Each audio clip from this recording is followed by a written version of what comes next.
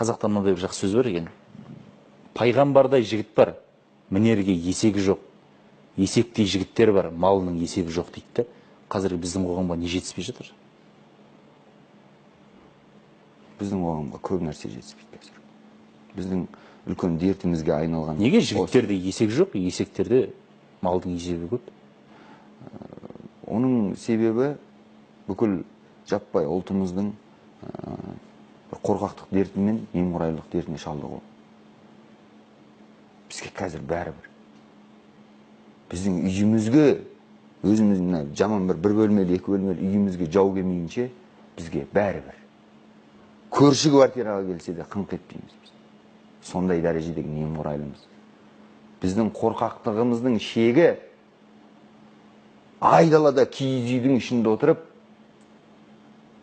бір ауыз ұлт туралы бір шындықты айтып қалсаң, үй артында кісі бар, үй артында кісі бар дейді. Өзінің көлеңкесінен қорқатын ұлтқа айналдық.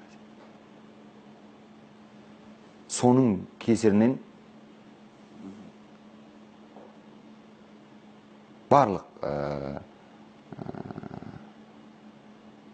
салада тұлпардан есек озады, өлеңнен өсек озады, сыйластықтан төсек озады. Қоғамның дерті. Осы.